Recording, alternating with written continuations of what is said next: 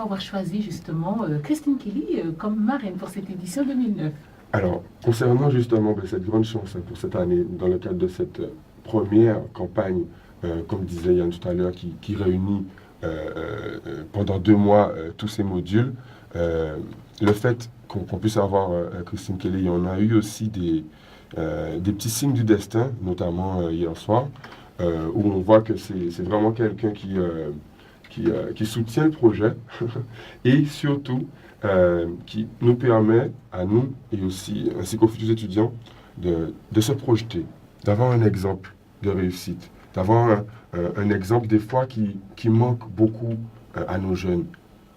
Parce qu'en réalité, quand on n'a pas de modèle, à ce moment précis, c'est normal qu'on puisse abandonner. C'est normal qu'on se dise que de toute façon, ça ne sert à rien d'avoir un diplôme. Mais quand on se projette... Il ne faut surtout pas se dire ça. Voilà, mais justement.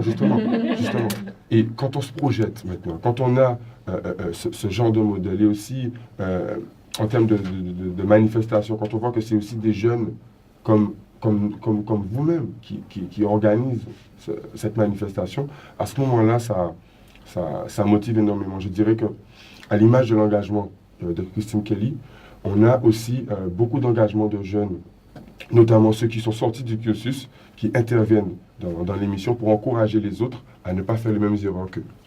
Merci Nicolas. Quel genre de lycéenne étais-tu, Christine?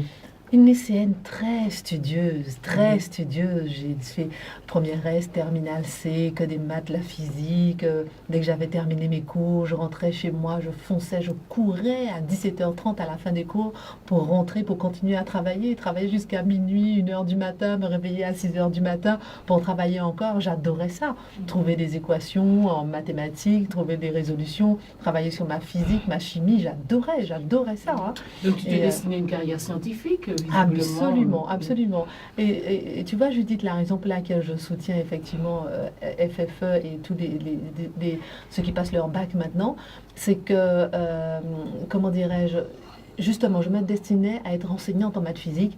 Finalement, je suis devenue journaliste. On a besoin d'accompagnement comme ce qui se passe maintenant, pour mieux être aiguillé, pour mieux sentir en soi ses capacités, pour ne pas aller forcément là. Je ne peux pas dire que j'ai perdu du temps, mais j'aurais préféré peut-être faire une maîtrise d'histoire, qui aurait été peut-être plus utile pour moi dans ce que je fais aujourd'hui. Et je vais te raconter une petite histoire aussi au moment où j'ai passé mon baccalauréat, et ça a été... C'est dans quel lycée? À Bainbridge.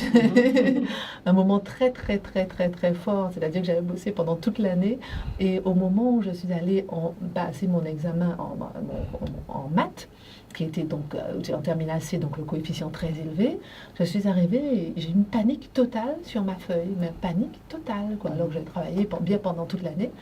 Et au bout d'une heure, tu ne peux pas partir avant 1 heure, au bout d'une heure, je suis partie, je suis rentrée chez moi, je ne comprenais rien. C'était le trou noir total.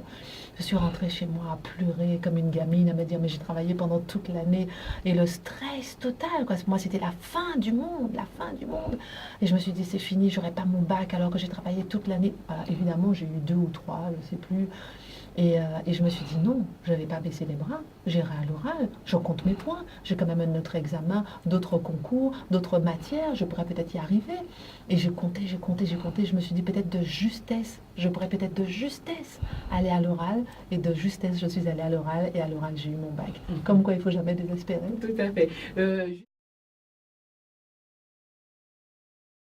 Bonsoir Yanis, toi tu t'occupes plutôt de la production, alors explique-nous précisément ton rôle. Donc nous on est sur la production exécutive, on a travaillé sur des modules qui passaient... Tu parles bien en face du micro. Vont passer.